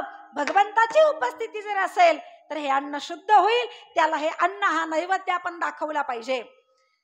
आता देव आपल्या जेवणाला येऊ शकत नाही, आपल्यासोबत पंक्तीला तो येत नाही, म्हणून आपण त्याच्या समोर ताट भरून नैवेद्य नेतो. आपला अधिकार नाही देवाला बोलवण्याचा, आणि बोलवलं तरी देव येणार नाही, तेवढी पुण्याही आपली नाहीये. पण तुकोबरायांचा अधिकार तेवढा आहे. म्हणून ते सांगतायत, माझ्या बरोबर रोज माझा परमात्मा जेवतो, तुमच्याही बरोबर बाप्पा जेवावे. म्हणून माझी विनंती आहे, तुम्ही भोजनाला बोलवा. आणि मग देवांनी उत्तर दिलं, तुकोबराय मी एवढी भक्ती करतो, पण मला नाही वाटत माझा एवढा अधिकार आहे, एवढी मोठी थोरवी नाही माझी का मी गणपती बाप्पाला जेवणाला बोलू शकतो. का बरं थोरवी नाही तुमची? का बरं माती नाही? अहो देवा, तुमची महती आम्ही ऐकू नये. तुकोबराय म्हणजे तुमची महती आम्ही ऐकू नये. चिंतामणी देवाची एक महती होती, एक चमत्कार होता. म्हणजे एखाद्या गाईला जर वासरू होत नसेल, ती गाय जर दूध देत नसेल, जर कुणी चिंतामणी देवांकडे जर आलं, काडी देत होते, उघडून लावा, अंगारा देत होते, मंत्र टाकत होते, तरी त्या गाईला वासरू होत होतं, गाय प्रसूत होत होती, तिला दूध येत होतं, घरामध्ये ते दूध वापरता येत होते. असे खूप चमत्कार चिंतामणी देवांचे होते. हे तुकोबरायांच्या कानावर आलेले होते. एखादी स्त्री आहे, तिला प्रसूत काळामध्ये जर वेदना होत असतील, तर त्याच्या काही लीला, काही कला चिंतामणी देवांकडे होत्या. त्या स्त्रीला मोकळं होता यावं अशा काही विद्या त्यांच्याकडे होता. तुमची थोरवी आहे देवा, आम्ही ऐकून आहोत आमच्या कानापर्यंत, आणि कसं काय म्हणता तुम्ही तर आमची थोरवी नाही? असेल तुकोबराय, असेल असेल पण ती थोरवी तेवढ्याच कामापुरती आहे. मी देवाला बोलवावं, देवानं जेवायला यावं एवढी थोरवी नाही. का बरं? त्याचं एकाच वाक्यात उत्तर आहे, अभिमाना भीतरी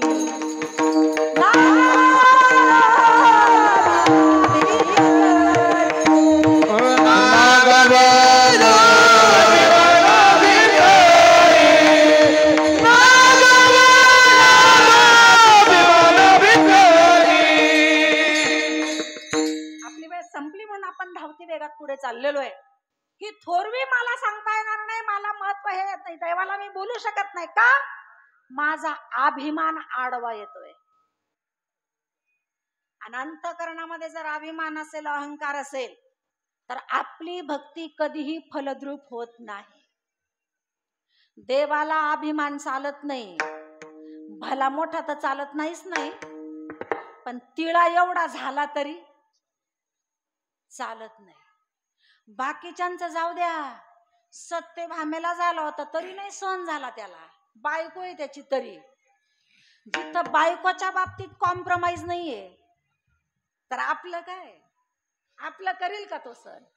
त्याला तिळा एवढा जर अभिमान आपल्या अंतःकरणात निर्माण झाला ना, मेरू पर्वता इतका भार वाटतो देवाला आपल्या डोक्यावर. एवढा मोठा अभिमान आहे. त्या अभिमानाने कसा येईल देव? सगळे लोक जेवणाचे तसेच थांबलेले आहेत. गणपती बाप्पा जेवायला येणारे म्हणून, चिंतामणी देव त्यांना जेवायला बोलवणारे म्हणून.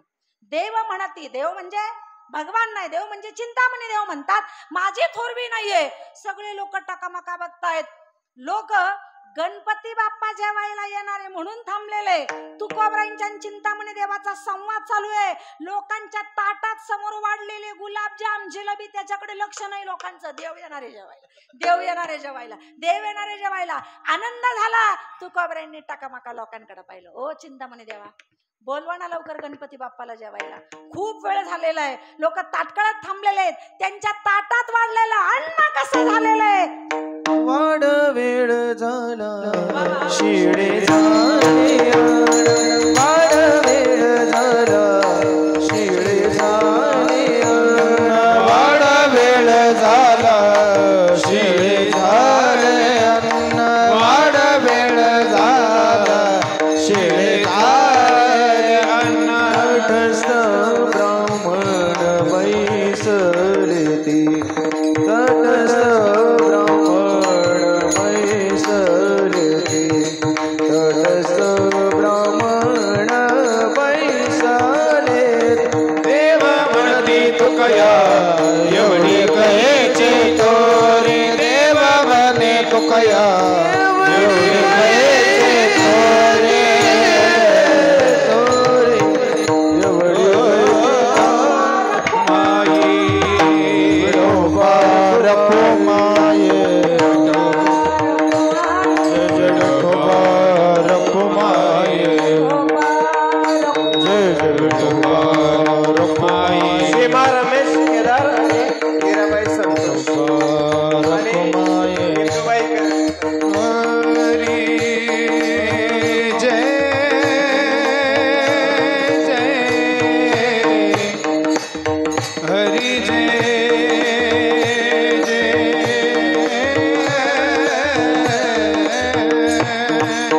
विठोबा रखुमाई जय जय, विठोबा रखुमाई जय जय विठोबा रखुमाई, जय जय विठोबा रखुमाई.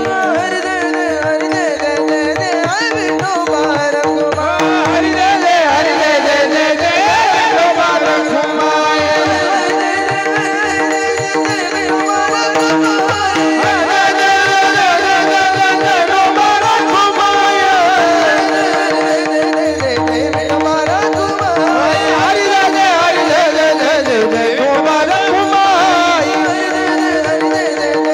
हरि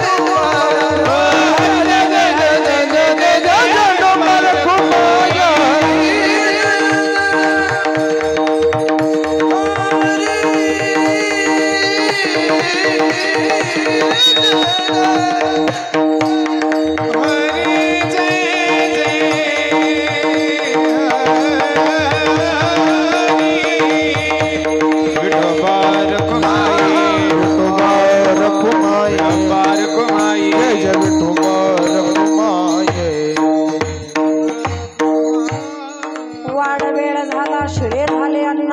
खूप वेळ झाला देवा, गणपती बाप्पाला बोलवा तुम्ही. बराच वेळ झालाय, अन्न वाढलेले, ताट वाढलेले, त्या अन्नावर बराच वेळ झालाय. बराच वेळ झाला की अन्न शिळं होत असतं. सगळे लोक थांबले, तटस्थ ब्राह्मण बैसले, ती लोक बसलेत, यात नवल नाही. पण ब्राह्मण देवता सुद्धा भोजना करता थांबलेली. खूप वेळ ताटकळत थांबणं चांगलं नाही, तर बोलवा तुम्ही. मग तुम्ही करा प्रयत्न, येतील देव. चिंतामणी देव भगवंताची प्रार्थना करू लागले, गणपती देवाची प्रार्थना करू लागले. बराच वेळ झाला पण गणपती बाप्पा यायला तयार नाही. मग चिंतामणी देवांनी क्षमा मागितली, तुकोबराय माफ करा, मला क्षमा करा, मी बोलवतोय तरी गणपती बाप्पा येत नाही. मग आता असं करा, माझी थोरवी तुमच्यापर्यंत आहे, पण तुमचीही थोरवी मला माहीत आहे. ज्या अर्थी तुम्ही पांडुरंगाला भोजना करता रोज बोलवतात, त्या अर्थी गणपती बाप्पालाही तुम्ही बोलू शकतात. पण माझी तुम्हाला विनंती आहे का तुम्ही गणपती बाप्पाला भोजना करता बोलवा. तुकोबराय म्हणले बोलवतो बोलवतो, पण माझ्या सामर्थ्यानं नाही. मी गणपती बाप्पाला जेवायला बोलवील, पण तुमच्या सामर्थ्यानं. मी बोलवतोय पण येत नाही व तुकोबराय ते. तुकाराम महाराज म्हणले गणपती बाप्पा येणार नाही लवकर जेवायला. का बरं? ते थोडे बिझी आहेत, कामात आहे. म्हणले काय कामात आहे?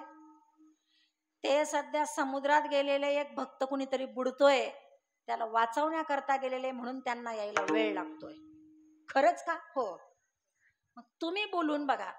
मी बोलवतो पण माझ्या पुण्याईनं नाही, माझ्या सामर्थ्यानं नाही, तुमच्याच पुण्याईनं तुमच्याच सामर्थ्यानं त्वरित भगवंताला बोलवतो अभंगाच्या शेवटी. तुका म्हणे देवा तू माझा गुरु दे, तुका म्हणे देवा तू माझा गुरु दे, तुका म्हणे देवा तू माझा गुरु दे, तुका म्हणे देवा तू माझा गुरु दे, तुका म्हणे देवा तू माझा गुरु दे, तुका म्हणे देवा तू माझा गुरु दे, तुका म्हणे देवा तू माझा गुरु दे, तुका म्हणे देवा तू माझा गुरु दे. आणि नंदवरीचा मोरयासी, मोरयासी, मोरयासी, आणि नंदवरीचा मोरयासी, मोरयासी, मोरयासी. देव म्हणती तुका एवढी कैसी तोरी, देव म्हणती तुका एवढी कैसी तोरी. आणि नंतरीला बोलायचे, बोलायचे, बोलायचे. आणि नंतरीला बोलायचे, बोलायचे, बोलायचे.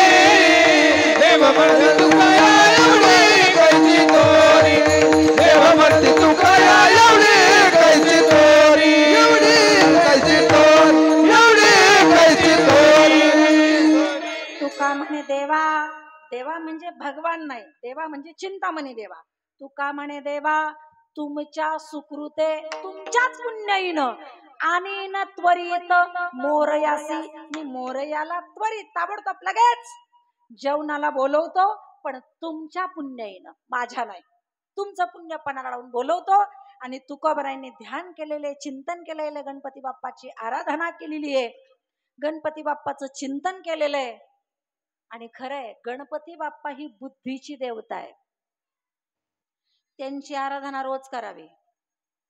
ज्यानं ज्या अपेक्षेनं त्यांना प्रार्थना केली ते मिळते. विद्यार्थ्याला विद्या मिळते, ज्याला धन पाहिजे त्याला धन मिळतं, मोक्ष पाहिजे असेल मोक्षही मिळतो. नवे नवे 6 महिन्यातच फळ आहे, 6 महिन्यात फळ आहे. मी माझ्या मनाने बोलत नाही, पुरावे आहेत त्याला, पुरावा आहे. नारद महर्षींनीच बनवलेलं स्तोत्र आहे. भगवंताचे 12 नाव आहेत गणपती बाप्पाचे. ते स्तोत्र रोज म्हणावं. ते मराठीत पण आहे आणि संस्कृत मध्ये पण आहे. माझ्या पाठामध्ये आहे ते रोज संस्कृत मधलंच आहे. प्रथमं वक्रतुंडंच, द्वितीयं तृतीयं असं दिलेलं आहे तिथं. लंबोदरं पंचमंच, षष्ठं विकटमेव च, सप्तमं विघ्नराजेन्द्रं, धूम्रवर्णं तथाष्टमं, नवमं भालचन्द्रं च, दशमं तु विनायकं, एकादश गणपतिं, द्वादशं तु गजाननं, द्वादशैतानि नामानि. त्रिसंध्यम्य पठेन नरः न च विघ्न भयं तस्य सर्वसिद्धिकरं प्रभो विद्यार्थी लभते विद्या धनार्थी लभते धनम पुत्रार्थी लभते पुत्रान मोक्षार्थी लभते गतिम जपेत गणपती स्तोत्रम षडभिर्मासय फलम लभेत 6 महिन्यातच फळ आहे हे स्तोत्र जर रोज म्हटलं तर. आणि अभिमानाने नाही बोलत कारण अभिमान नागवतो माणसाला. आत्ताच आपण अभंगात चिंतन केलं. मी अभिमानाने नाही पण स्वाभिमानाने जरूर बोलेल. मी सुद्धा संस्कृताची खूप अपेक्षा केली होती. मलाही 6 महिन्यात या स्तोत्रानं त्याचं फळ मिळालेलं आहे. हे स्तोत्र फार पुण्यपावन आहे. 6 महिन्यात कुठली अपेक्षा करा पण न चुकता सकाळ दुपार संध्याकाळ 3 वेळा हे स्तोत्र म्हणा तर फळ प्राप्ती 6 महिन्यात हे स्तोत्र सांगते. असं नारद मुनींनी बनवलेलं स्तोत्र आहे. आणि गणपती बाप्पाचं स्मरण केलं तुकोबराईंचा तेवढा अधिकार आहे. आणि गणपती बाप्पा पाचारण त्यांना केलं. आले तो वल्ल्या वस्त्रानिशीच आले. वल्ल्या वस्त्रानिशी. आणि मग ते आल्याबरोबर त्यांनी आपला पंचा आपलं धोतर पिळलेलं आहे कोरडं केलेलं आहे. तुकोबरायांनी सगळ्यांनी देवाचं दर्शन घेतलेलं आहे. गणपती बाप्पाला पात्रावर बसवलेलं आहे. चिंतामणी देवांना थोडं मनात आलं खरंच गणपती बाप्पा समुद्रात होते का? खरंच भक्ताला वाचवायला गेले होते का? तिथं ते पाणी पडलेलं होतं धोतर पिळल्याचं. थोडं ते लावलं चाटून पाहिलं खारट वाटलं. खरंच गणपती बाप्पा समुद्रात होते म्हणून त्यांना यायला वेळ लागला. पण माझी एवढी थोरवी नाहीये तेवढी माझं सामर्थ्य नाहीये माझं पुण्य तेवढं नाहीये. तुकोबरायांनी त्यांना बोलवलेले म्हणून देव म्हणते तुका या एवढी कैची थोरी अभिमाना भीतरी नागवलो ज्ञानेश्वर माऊली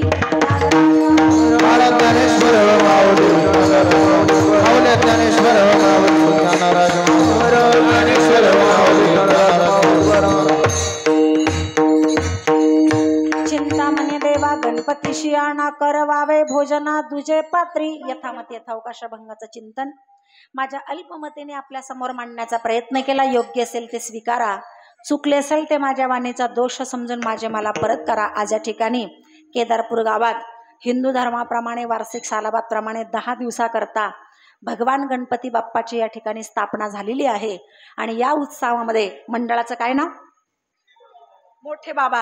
मोठे बाबा गणेश मित्र मंडळ यांच्या माध्यमातून उद्या विसर्जन आहे. बाप्पाला निरोप द्यायचा आहे. तो निरोप देण्याच्या अगोदर आम्ही जी 9 दिवस सेवा केली ती सेवा केल्यानंतर भगवंताकडे मागण्याचा एक नैतिक अधिकार माणसाला निर्माण होतो. त्या अधिकारानुसार बाप्पा आज आम्ही तुमच्याकडे मागतोय. आमची एवढी थोरवी नाही का आम्ही तुम्हाला भोजनाला बोलू शकतो जेवायला बोलू शकतो. एक विनंती आम्ही तुमच्याकडे करू इच्छितो. आम्ही जर 9 दिवस खरोखर शुद्ध अंतःकरणाने जर या मोठे बाबा मित्रमंडळाने तुमची सेवा केलेली असेल तर या मित्रमंडळातील प्रत्येक कार्यकर्त्याची मनोकामना पूर्ण करा भगवंता तुम्ही. त्यांचं कार्य सिद्धीला जाओ. अशीच चांगली सात्विक बुद्धी त्यांच्या अंतःकरणामध्ये निर्माण हो. चांगल्या प्रकारचे कार्य त्यांच्या हातून घडो. आणि ज्या अर्थी मुलांनी हा उत्सव ठेवून या ठिकाणी हा धार्मिक कार्यक्रम ठेवला कीर्तनाचं आयोजन केलं वारकऱ्याचं आगमन आहे हे ज्या अर्थी त्यांच्या अंतःकरणात आलं त्या अर्थी त्यांची बुद्धी सात्विक आहे. त्यांची बुद्धी सात्विक आहे याचा अर्थ त्यांचा आहार सुद्धा सात्विक आहे. त्यांचा आहार ज्या अर्थी सात्विक आहे संस्कार चांगले आहेत. संस्कार चांगले त्या अर्थी त्यांचे मायबाप धन्य आहेत. मायबापाने या मुलांवर चांगले संस्कार केले म्हणून चांगल्या प्रकारचे कार्य ते करू शकतात. भगवान गणपती बाप्पा सगळ्या इच्छा त्यांच्या पूर्ण करू अशी त्यांच्याकडे प्रार्थना. आज या मित्रमंडळाच्या माध्यमातून आयोजित केलेलं 1 दिवसीय हे कीर्तन मित्र म्हणते जिथं गणेश मूर्ती विक्रीला असतात त्या विक्रीच्या ठिकाणी हे पण मूर्ती असेल नाही का. तर तिथं जिथं विकायला असतात ना त्या मूर्त्या ते गणपती बाप्पा सुद्धा विचार करत असतील कुठं जाऊ आपण कोण मंडळ नेलो आपल्याला. बरं ज्या मंडळात जाऊन आपण ते पोरं कसे असतील आपल्याला नेऊन बसवतील जर का तिथं पत्ते खेळले म्हणजे असं म्हणत असते ना त्यांच्या चर्चा होत असेल ना मूर्त्यांमध्ये. हा नाही हो गणपती बाप्पा इथे 10 दिवस का येतात माहिती का? विश्रांतीला येतात. ते इथे आरामाला येतात. भक्ताचे कार्य करून ते थकलेले आहेत. त्यांना विसावा मिळावा आराम मिळावा म्हणून 10 दिवस विश्रांतीला इथं येतात. आणि आपण जर तरातराचे डिजेन गाणे लावून जर त्यांचे कान बधीर करत असेल तर ते झोपत असतील का? आराम होत असेल का त्यांचं? घरामध्ये थोडी बडबड केली आपल्याला तरी आपला आराम होत नाही, आपली झोप मोडते. ते विसाव्या करता आले, आरामा करता आले. इथं जर त्यांच्या पुढे चित्रविचित्र गाणे असतील, चित्रविचित्र डान्स असतील, तर त्या गणपती बाप्पाला वाटत असेल नसतो आलं तर बरं झालं असेल. पण हे गणपती बाप्पा इतके खुश असतील, ते म्हणतील असं वाटतं जावाच नाही, ह्याच मंडळाकडे राहावा. हे पोरं कीर्तन ठेवतात, दांगडती गाणे राहत, काही नाही. मस्त वाटलं, मला प्रसन्न वाटलं, इथं आराम झाला माझा. जर असं त्यांच्या मनामध्ये असेल, रोज जर असं चित्र असेल, तर नक्कीच गणपती बाप्पा प्रसन्न होतील. विसाला आलेत म्हणून ते आनंदी होतील. नक्कीच त्यांच्या जीवनामध्ये जर 10 दिवसात विसावा देऊन आनंद दिलेला असेल, तर निश्चितच तुमच्याही जीवनामध्ये चांगल्या प्रकारचं स्थैर्य देऊन तुम्हाला इथे आनंद प्राप्त करतील. अशी गणेश देवता निमित्तानं आयोजित केलेलं हे कीर्तन, आणि त्या कीर्तनाच्या माध्यमातून या ठिकाणी आगमन झालेले सगळे वारकरी, ग्रामस्थ भजनी मंडळ, विद्यार्थी वर्ग, विशेष रूपानं गायनाची साथसंगत ज्यांच्या माध्यमातून घडली. महाराष्ट्राचं गायनामधलं असणारं वैभव, गाण्यातलं एक फार मोठं वैभव, आदरणीय हरिभक्तपरायण वैभव महाराज उपस्थित आहेत, त्यांचे आभार. आदरणीय हरिभक्तपरायण गायन सम्राट शरद महाराज उपस्थित आहेत, त्यांचे आभार. आपल्या गावचे भूमिपुत्र शुभम महाराज आहेत, चांगलं गाता हो, चांगली प्रगती केली. शुभम महाराजांचे आभार. ग्रामस्थ मंडळी, दातली खोपडी परिसरातील सगळी मंडळी उपस्थित आहेत. गोड मृदंगाची साथ करणारे तालमर्षी हरिभक्तपरायण निलेशजी महाराज आहेत, त्यांचे पण आभार. आमचा आवाज आपल्यापर्यंत पोहोचवण्याचं साऊंड सिस्टीम मधलं एक वारकरी रत्न, खरोखर वारकऱ्याचं जीवन आहे महाराज. कोणत्या वारकरी साऊंड सिस्टीमवाल्याकडे तुम्ही भगवद्गीता पाहिली बघा, छोटीशी भगवद्गीता आहे, त्या याच्यावर एम्प्लीवर फोटो आहेत भगवंताचे, आणि किती सिस्टमॅटिक कारभार आहे पाना. मंडळावर आणि गावकऱ्यांवर अवलंबून न राहायचं, ग्लास पण सोबतच राहतो आर्थिंग द्यायला, ते बघ त्याच्यात ती माती भरून ठेवली पा. किती सिस्टमॅटिक कारभार आहे, असा कोणत्या सिस्टीमवाल्याचं डोकं असेल पहा बरं. सगळं सिस्टमॅटिक कारभार आहे आमचा सचिन दादाचा. गोड प्रकारची ऑपरेटिंग आहे. वारकरी पेहराव असतो त्याचा, मी कुठल्याच दुसऱ्या रंगाच्या कपड्यात त्याला कधीच नाही पाहिलेलं. टोपी असते, वारकरी कपडे असतात, माळकरी आहे, कपाळाला गंध असतो. हे सगळे वारकऱ्याचे चिन्ह त्याच्याकडे आहे. भगवान पांडुरंग परमात्मा त्याला कधीच कमी करत नाही, सतत ऑर्डर त्याला नेहमी कीर्तन असतात. चांगल्या प्रकारचे ऑपरेटिंग सचिनकडनं घडते, म्हणून सचिनचे पण या ठिकाणी आभार. उपस्थित जनसमुदाय आपले पण आभार. आणि हा नैमित्तिक कार्यक्रम आहे, एक विशेष रूपानं कार्यक्रम असतो. कीर्तनकार भरपूर आहेत, पण तरी सुद्धा आमचं स्मरण घडावं, आमची आठवण यावी आणि आम्हाला आदेश द्यावा, हे उत्तम महाराजांचं आमच्यावर असणारं उत्तम प्रकारचं प्रेम आहे. म्हणून त्यांचे पण आभार. आणि मंडळाच्या माध्यमातून आमंत्रित केलं गेलं, ग्रामस्थ मंडळी आहे, भजनी मंडळ आहे आणि मोठे वा मित्र मंडळ आहे, त्यांचे खूप खूप आभार. चांगल्या प्रकारचं आयुष्य आरोग्य आपल्याला प्राप्त हो अशा शुभेच्छा देऊन महिला मंडळाचे पण आभार, विनेकरांचे आभार मानून झालेली सेवा गणपती बाप्पाच्या चरणी समर्पित करून सेवेला पूर्ण विराम ठेवा.